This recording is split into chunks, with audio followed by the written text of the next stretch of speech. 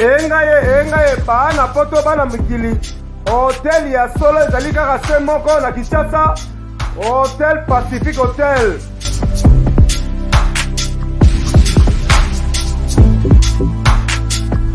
Ezali na balabala ya kitoko Kabamba Wangata, précisément na avenue Luvungi numéro 146 na commune ya Kinshasa.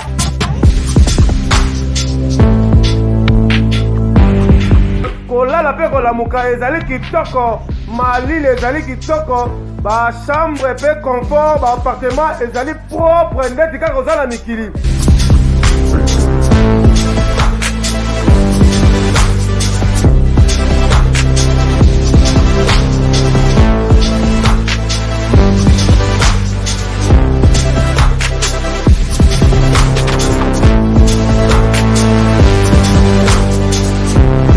Kuna kolia cuisine africaine, cuisine européenne.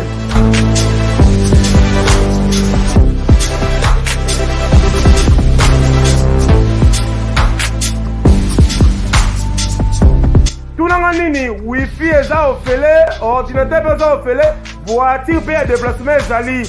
Kozanga te oleka kuna, soki oleki kuna ozala jamais déçu. Bana poto bana mikili, ba homme d'affaires, place ezaka moko na Hotel Pacific Hotel.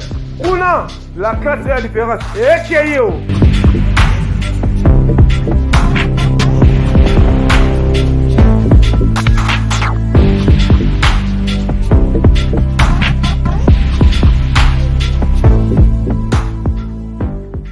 Oui, bonjour très chers internautes de la www.banca TV. Bienvenue dans votre émission Cours de Grand, une émission qu'on s'est présentée par Marciano Mbia à la kamikaze de la presse, autrement dit à l'ASCA de la presse. Je suis sûr que les internautes, vous êtes nombreux et qu'on suivra l'émission Navino Cours de Grand. Un acteur politique au nom de Jean-Claude Kabamba, et avec lui nous allons parler de quoi? De sujets d'actualité. Déjà là, je salue mon invité qui est à côté de moi, et aussi vous aurez à avoir une surprise à découvrir tout au long de cette émission. Bonjour Président. Bonjour Maman Marciano Mbia. Comment vous allez? Oui, je me porte très bien.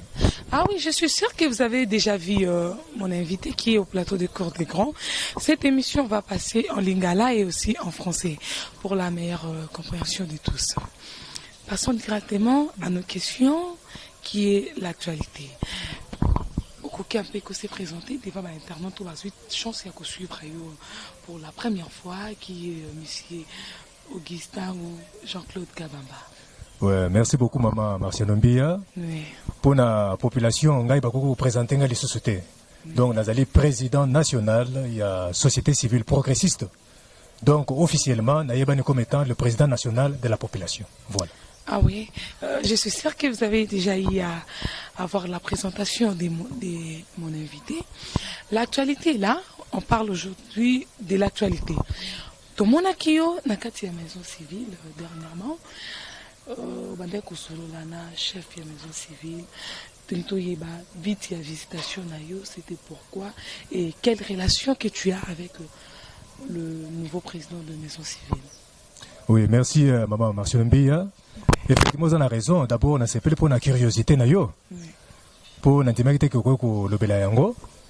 La maison civile, d'abord, comme le président national de la population, pour nous que c'est un botte d'un chef de l'État à tirer un poste ou un poste pour le développement en Boka. Et ensuite, c'est parce que nous avons moine, il y a M. Kabamba Chiombo Stéphane, Oyo, Azali frère, Azali Ndeko. Ancien secrétaire particulier, il y a héros national, Etienne Tshisekedi wa Mulumba. Si je comprends bien, Bino plus bateau, bozo qui n'est pas Tshisekedi a toujours bateau famille, et alors boutique et la bateau, Moussou Libana tenté pour que il va causer la poste. Non, les autres on a passé quand nous parlons de la maison civile, les alliés structures officielles, ils ont géré ma campagne sur chef d'État, c'est-à-dire la vie privée, il y a chef de l'État. C'est tout à fait normal que les membres de la famille n'étaient pas Moussou Boy. Parce qu'en tant que membre, nous alliés moine. Il y a frère et ancien secrétaire particulier naïe moutarek toujours peine naïe. Oyo héros national amandé ko tinda l'air azalaki na panako. Papa nangai kaba mcho Stéphane azalaki secrétaire naïe. Balongo na panako bakei sikoyo na Ah oui, je suis sûre que Internet Botala Biso, au début que une surprise dans cette émission. La surprise que j'avais dit, ils allaient disons, il y a Papa Tshisekedi du le 1er juin, on a un caméraman à Zoumele Biso, secrétaire, ancien secrétaire, il y a Papa Tshisekedi, on va voyager en Allemagne, en France, partout au monde, les autres va travailler, qui premier ministre, au Bachaka et Paya, Mobutu Azali, Stéphane Kabamba. Caméraman, Zoula Biso, secrétaire, qui a découvert mon monnaie, au Internet de l'eau pour sauter là. Les lots secrétaires monnaie, il y a Papa Tshisekedi, le lopé Félix Tshisekedi a commis président de la République, a souffrir beaucoup le banime. Oui, effectivement, il y a un moment que Nzambe, d'abord, comme c'est Nzambe. Ndenge a sali que n'importe quoi, Papa Stéphane a conquis 85 ans, affaibli par l'âge. Mais, Tozali na président de la République, Félix Tshisekedi Tshilombo. Oh, il a yebi bien. Nani papa Kabamba Tshilombo Stéphane. Donc, pour Nabiso, Tozali a une occasion comme ça Nzambe. Il y a un moment que Tosaki démarche, on a reconnu la maison civile. Pour nous recruter un responsable de la maison civile, Papa Gérard Moulomba, que je salue en passant. Na PCP na directeur ya cabinet Nabiso Mbote, Papa Jonas, professeur, il y a maison civile na PCP Mbote, Eric Mbaya, na protocole na PCP Mbote, bato maison civile nyoso. Na nege bayambaki biso, mais comme Papa Gérard Moulomba zalaki pressé, il y a un moment biso to côté na salle d'attente. Moto ya solo na ngine zaka Papa Tshilombo Stéphane. Pour ayebaki bien gazali ancien secrétaire particulier ya Héros National. Félix Antoine Tshisekedi azali président la biso alobaki ke bato nyonso batravaille na papa akoyeke kopesa bango mwa le futi. Et alors jusqu'à présent tomoni situation ya papa ezaka difficile. Oui, effectivement vous avez raison, mais pour ye mokonzi mboka ayeba esengeli biso tosala siko démarche wana ya kokende vers structure oyo atie ya maison civile, parce que maison civile nde ezoko gérer vie privée à chef de l'État. Alors comme ça ba membre ya famille présidentielle, parce que so déjà tozali neti que Papa Yangai azali ancien secrétaire particulier à Tshisekedi, donc le loboy mokonzi mboka eza Félix Tshisekedi, donc d'office tozali en famille présidentielle. Mais quand on a la démarche à kokende na maison civile, on va identifier ça la lutte oyo lelo oyo pour que son abiso toza président Félix Tshisekedi tokotana alternance le peuple congolais avait besoin. Oui, tout à fait. Il y a un moment bien que l'air mokonzi mboka kendaki même na intérieur mboka akutaki maman ande ko lambela Héros National. Na cachot directement à récupérer. Mais au moins même l'air azar au tambola, garde du corps azar penepenaye. Il y a qui garde du corps, il y a Héros National et Tien Tshisekedi wa Mulomba. Donc président de la République Félix Tshisekedi azar mutumoko azali reconnaissant. Il y a un siko comme Papa Tshilombo Kabamba Tshilombo Stéphane azali aboy ancien secrétaire particulier. Oh yo bade ko sala musala mingi. Donc déjà na président national il y a ceci proche de la biso Papa Stéphane Kabamba ou azala qui secrétaire particulier, il y a Papa Etienne Tshisekedi. Aujourd'hui, il souffre vraiment, il est malade.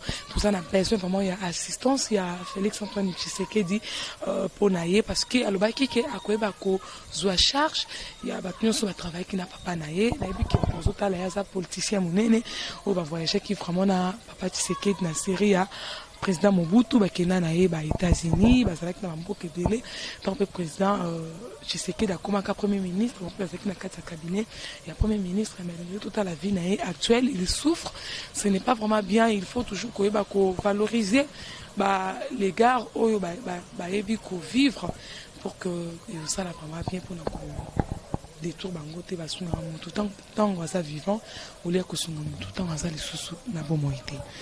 Passons maintenant à ma question na biso. Oui. Ça fait longtemps aux hommes na biso sur la télévision, pourquoi disparition na yo président national? Oui, tout à fait, Maman Marciano. Les locaux ont une apparition. Et ça pour nous poste pas Félix Tshisekedi toena les locaux moasika. Yo et bien que tout le bien en français, ce qui brille n'est pas toujours de l'or. Il ne faut pas toujours qu'à commun à la commune à la cas. On a dit même papa Etienne Tshisekedi, comme il pesait beaucoup, avec un poids politique, à nous les capables de la télévision. Nous avons président national et la population. Donc je dois être plus sur terrain, en train d'encadrer la population à travers des micro-projets bancables. Il y a un moment que les lots n'ont une déclaration officielle. Il y a Kafu. Il y a une tanga pour la population. La permission caméraman nanga vraiment on a besoin d'avoir payé la lettre aux Otanga. Je profite aussi pour saluer Jolili Atalan, cher Yanos, donne toujours le patron de l'entreprise Translation 7. On a salué, je n'ai pas oublié ton frère aussi, Maria Atala, et ton frère aussi, John.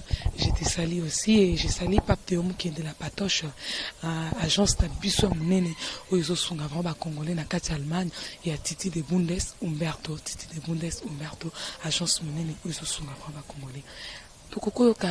Ça parle de quoi et Déclaration officielle de la société civile progressiste, SOCIPRO, adressée à toute la population congolaise aux fins d'une véritable réconciliation nationale.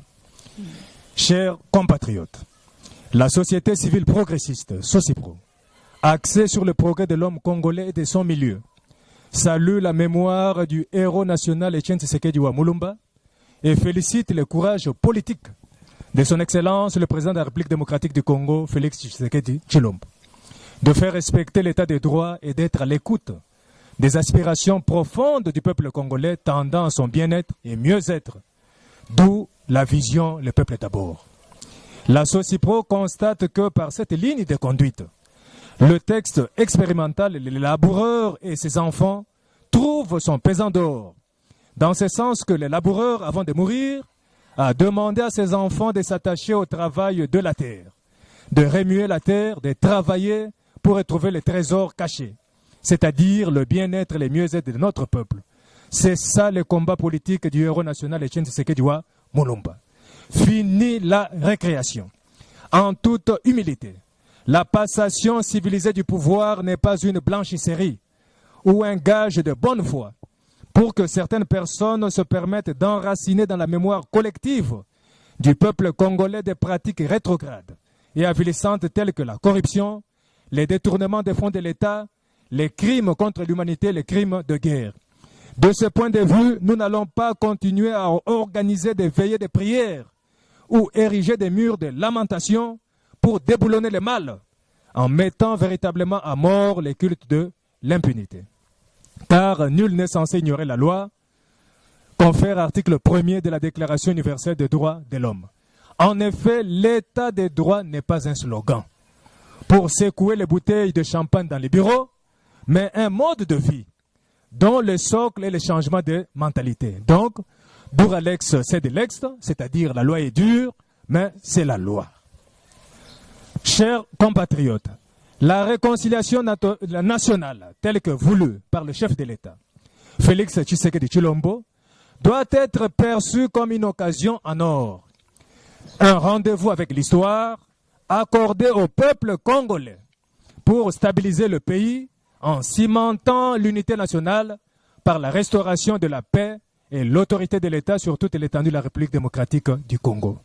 Donc, au nom de la réconciliation nationale, les coupables sont prêts à être pardonnés, à condition qu'ils réparent à l'amiable les torts commis aux tierces. Dans cet ordre d'idées, les coupables ou les familles meurtries ne peuvent pas se sentir négligés ou se considérer oubliés s'ils veulent réclamer afin de trouver réparation. De ce point de vue, la réconciliation nationale est une bonne affaire, car elle ouvre la voie à la réparation à l'amiable, et non un cimetière où les plaintes et les preuves recevables et fondées sont enterrées. Par conséquent, comme il n'y a pas toujours une commission justice, paix, réconciliation, la SOCIPRO demande aux familles congolaises meurtries par la disparition précoce de leurs enfants ou être chers ou autres faits socio-économiques de déposer au siège de la société civile progressiste leurs plaintes en ajoutant toutes les preuves afin de constituer au nom de la population congolaise une plainte collective pour chaque cas contre les auteurs directs si les coupables n'arrivent toujours pas à réparer leurs torts à l'amiable, malgré les différentes coalitions ou accords pour des violations flagrantes et massives des droits de l'homme, des crimes contre l'humanité, des crimes de guerre et enfin pour crimes économiques. C'est en faisant respecter l'état des droits en amont et en aval, en faisant régner la justice qui élève une nation, que nous allons véritablement honorer la mémoire du héros national Etienne Tshisekedi wa Mulumba, le père de la démocratie congolaise. Vive la République démocratique du Congo, Vive la société civile progressiste Socipro. Vive la démocratie et l'état des droits. Je vous remercie. Ah ouais, bravo, vraiment. Hein, c'est une lettre très bien écrite. Merci beaucoup. Vraiment, félicitations. Tolingi Toyeba, bit, il y a discours ou cette lettre.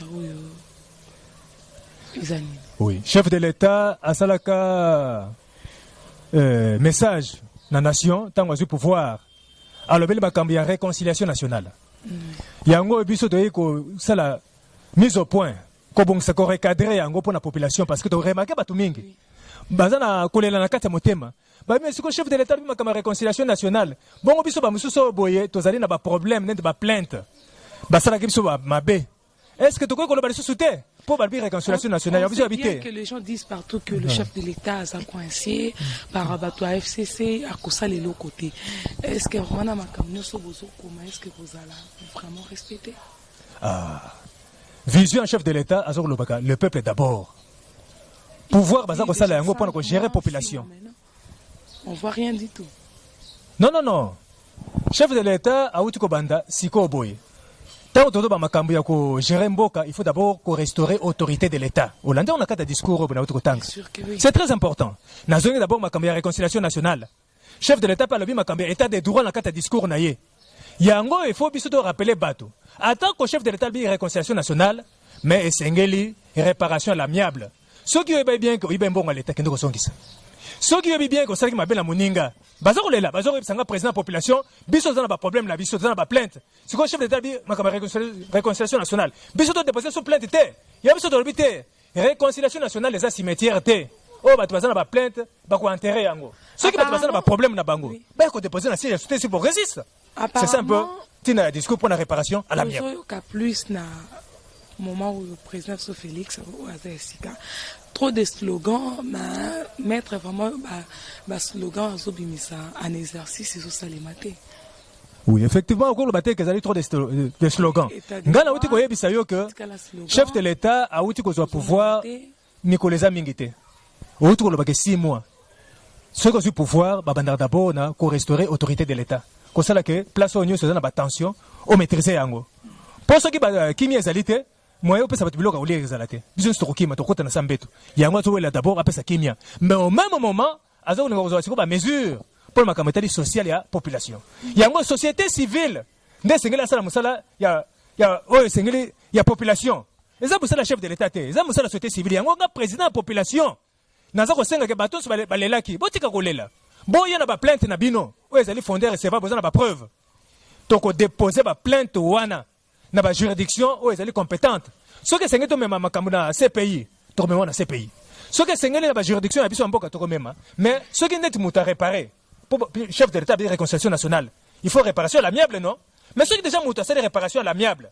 Ngana kanisi to funde so pona nini. Ya to sengi, bato basana plainte boya nango, to luka bato basali mabe, ba réparer yango. Oyo koya avant, ils ont état des droits ou bien réconciliation nationale. Entre réconciliation nationale et état des droits, où est-ce qu'il y a les bossos, ils ont état des droits. Il y a un bon monique héros national, et je ne sais que Ouamulumba a bêtisé na messa avant Koufa, héritage à Pessibiso, Yangwana. Et t'as fait régner la justice qui élève une nation. D'abord, c'est l'état des droits, réconciliation nationale et après, exemple. Comment c'est dans l'Afrique du Sud, au moment où vous allez toujours garder le même ministre, monité qui est état des droits, ça les maté. Je suis en train d'expliquer, maman Marciano. Oui. Ce qui est que la population est baguette, pour moi, il faut trouver un siège à Socipro. Qu'on les a mingi. Mais si ko biso ba sala biso mabe ba botelo biso ba lupango, ba boma bande ko na biso, to réclamer les sociétés. Chebe ya kufa, il faut demander la bomi chebe ya. Attends, ba réconciliation nationale. Il faut réparation à l'amiable. Administrateur, il y a marché central. Ba boma ye ba beti masasi. Ba tena na pousse au lieu d'une ambulance. Nyonso wana il faut réparation, famille za kolela. Alors, biso ko tika bloc ndengo na tena population réconciliation nationale, oui. Mais il faut réparation à l'amiable. Yo ebi yo sala mabe, luka bato sala mabe, réparer. C'est comme ça qu'on peut construire une nation. Et non, yo zo koleka na télévision, zo mumona lokona mukondi, bazo betela bino maboko tout ça non. Commencez d'abord à réparer place au bébé ici avant bozongi na esika na bino. Sinon, nous allons saisir ma juridiction compétente pour s'en charger na bino. Voilà un peu démarche de ça le micro yangwan. Ah ouais, donc comme on a déjà presque à la fin de cette émission, quelle analyse que tu peux faire la séparation il y a Bahati Lukwebo na FCC Nengalobi que a s'est retiré à la présidente du Sénat, mais le chef de l'État, l'ex-chef de l'État, Joseph Kabila, a sali choix à cause de Tambo Mwamba. D'abord, je salue le président Bahati Place Azali. C'est un adulte. Adulte Azali Moutou Azana maturité. Ce communique est logo et c'est pélichoté au long papa. D'abord, on a fait le pour courage na yo. FCC c'est une structure. Mais ceux qui n'ont pas intérêt, ils n'ont pas la politique pour intérêt. Intérêt, ils ont adapté. Papa, l'on a eu. L'on a eu le cas place intérêt, c'est la politique. C'est la gestion du pouvoir. Mais yo, bazo sur le remoto la poinani. Peut-être à Mabok. L'on a salim malam, on a canisi que Osa Moubali. Merci beaucoup. Ah ouais, je suis sûre que Clara Kalombo, la crème des vandales, elle est en train de nous suivre. Franck Akifuka, qu'on a Londres. Salut vraiment bien Pape Théom Kendi la Patoche. Je salue aussi l'agence Titi des Bundes, Huberto Titi des Bundes, Franklin, Biboussi, na Brazzaville. Je te salue vraiment. Joli Yatala. Mon cher Yanos, London toujours le patron des Translation 7. Toko Lobanini, yo awa opostila-ki. Tout le monde baninga bakende kola la kuna na cour il faut toujours vérité des urnes yo au bois qui vérité des urnes.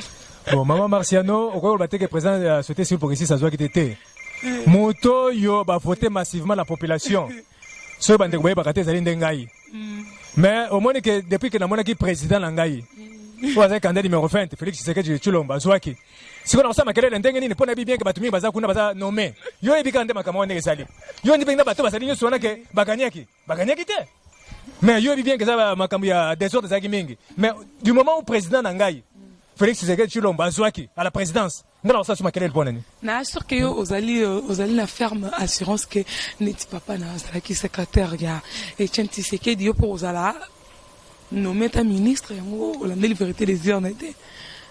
Bon, effectivement, on a peine raison. C'est parce que papa Tshilombo Stéphane a 85 ans d'âge. Nakanisi, tant qu'on est dans la maison civile, le bilan a prise en charge totale. Il y a la famille biologique naie. Pe a sengaki que comme âge n'est sélecti, bazo moi na moko ya famille naie ou à quoi qu'on a là président Félix Tshisekedi Moussala parce qu'il y a ligne que à 100% to soutenir famille Mobimba Félix Tshisekedi Tshilombo. Comme ngai mona nena dans la société civile progressiste c'est moi le président national. Yango papa Stéphane Aponi ngai na remplacer ye et ba lukela ngai sika ba pesa ngai poste. De façon que ngai na gérer na soutenir président de la République Félix Tshisekedi Tshilombo. Voilà un peu. Ah oui, démarche chaîne la maison civile. Très suivi. Bon, KTV la Marmakas, RLTV pe la Marmakas. Message aux autres na chef de l'État na biso, papa na biso Félix Antoine Tshisekedi, cameraman sur la biso ami intime, pe cousin propre, il y a papa na biso Tshisekedi. Papa Stéphane Kabamba oyo vraiment travailler na Tshisekedi lelo yo asa suna makasi ko sala te mwana ile tozana awa Augustin Kabamba yepe asa sengi na yo ozwaye boche na place ya papa ndenge basi bakutana kina papa na biso monseigneur Gérard Mulumba pour que bazwa mwana na ba chai vraiment message oyo komela yo Félix Antoine Tshisekedi au valoriser frère Nayo vraiment Augustin Kabamba et ça la bien.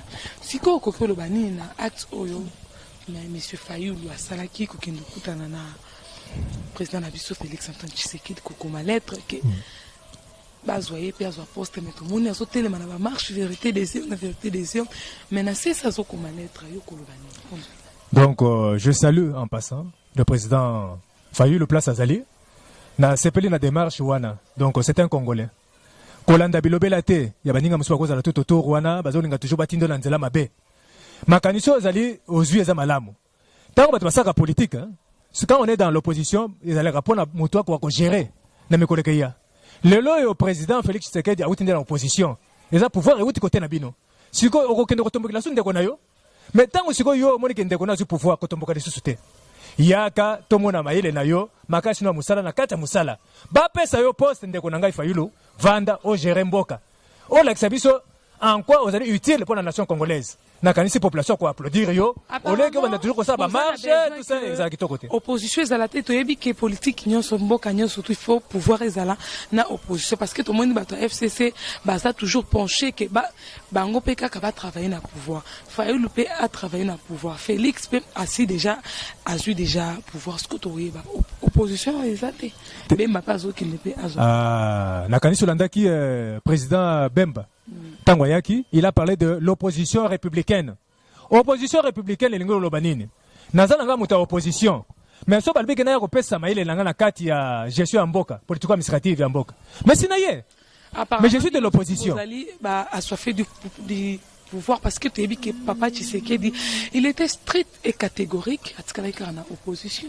Les langues, les laissent les fruits qui est Félix, ça soit beaucoup. Le héros national n'a qu'à ici Bolanda qui démarche naie une lutte non violente.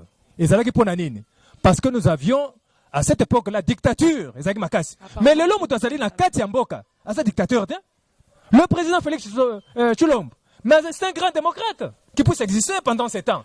Yangoyo, Orobunsa démocrate. Orobunsa démocrate, ça sanguinaire, toi, il y a besoin de tout autour d'ailleurs, de soutenir de façon que la population a retrouvé mieux-être, bien-être.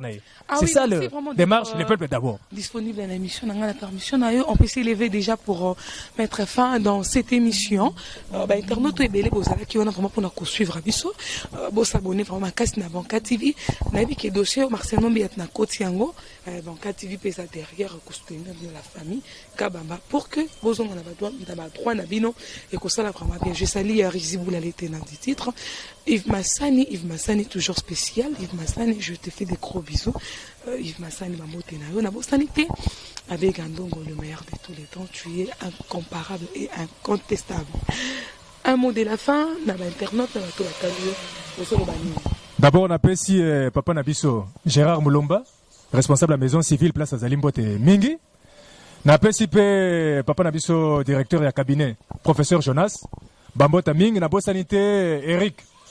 Mbaya na maison civile na bosen Gérard Moulumba Parsec pe ba Mike ba tunis na maison civile na pesa Bambote mingi population congolaise nyoso bolandi démarche o toni to sala pour la réconciliation nationale to recadrer yango réconciliation nationale oui mais nous voulons la réparation à l'amiable o nyoso basala ki mabe baluka baningo bazana passe na motema baza kolela chebe ya kufi administrateur marché central la kufi mais il faut réparer bongisa à l'amiable. Voilà un peu des marches sur Yangon. La place, il y a Papa Stéphane Kabama. Et là, on conseille la population pour la famille. Ah, société civile progressiste, ils allaient axer sur le progrès de l'homme et de son milieu. Ce que tu as déplié en aïe, au comment on a point, il même battu à 3e âge, et ça n'a kati. Mais en tant que moine, il y a Papa Kabama Stéphane. Nakoko Bandawapi. La charité bien d'ordonner commence par soi-même. Donc, il faut d'abord l'accession à Zali Mounene. D'abord, na papa Nangai. Parce que c'est lui qui m'a donné naissance. Il y a un temps où on poste de papa lobby. Puis, il une autorisation d'ailleurs. De poste wana. A commis officiellement. A lobby que Ngai, Nazali, frère et ancien secrétaire particulier. Tu sais qu'est-ce dit? Na sengi comme la 85 ans d'âge, batia mwana Nangai. Kabamba, moi là-bas, Jean-Claude. A qu'on soutenir président de la République, Félix Tshisekedi Tshilombo. Comme dans la société civile, c'est moi qui dirige la population, c'est moi le président de la population. Nous devons soutenir de façon que, la vision, le peuple d'abord, et qu'on a atteinte. Voilà un peu démarche. Merci beaucoup, maman. Merci vraiment, Nayo, d'être disponible à Kolekanaï. Monsieur Courdégrand, na micro ya Marcel Nombia. Et merci, Nabino Skozaki Belé Otala. Je salue Lycien Mukenge Di, le patron de son entreprise. Je salue aussi César Ilenda, ici à faire Carwesh. On a vu que l'internet est belé pour comprendre. Et c'est comme Marcel Nombia qui dit, tant que j'ai tangé qui t'a cassé, que vraiment il y a des sérieux. Alain Tita Andro Croix, on a vu que aux autres arabes sont en beauté nayo nous avons trop d'agence oh vraiment ils soutenir Marcel Nombia Titi des Bundes Huberto Titi des Bundes les Congolais surtout aux en Allemagne au bolingo boti na mbongo na bino botia babiloko na bino ya na avec beaucoup de soins les agence moko Titi des Bundes et na salué et salut bien Cholili Atala Chérianos sponsor officiel de Marcel Nombia Cholili Atala Chérianos aux Ali on peut aux alakaka. Ok, ça allait bien. Mike na montage et monsieur Kota et ça allait bien. Sid na caméra. Clara Kalombo, la crème des mandales. J'ai dédié cette émission à mon fils Faustino, l'amour des mamans, la joie des mamans, le fruit d'amour. Bye bye. À la prochaine. Merci beaucoup. Bye bye. Merci vraiment et grand-père. Merci beaucoup. Vous êtes votre... Quand vous parlez comme ça, ceux qui ne nous connaissaient pas ou qui nous ont connus, nous ont négligés, peuvent rétablir l'ordre spirituel et l'ordre, n'est-ce pas, social, partout où ils sont. Parce que quand l'ordre règne, tout le monde se sent joyeux. Tout le monde se réjouit du pouvoir qui pense au peuple au lieu de penser à sa propre cœur, propre corps. Et lui, il doit bien manger, bien s'habiller, mais les autres sont de quantités négligées. Nous souhaiterions que ceux qui sont négligés retrouvent aussi l'aide du gouvernement.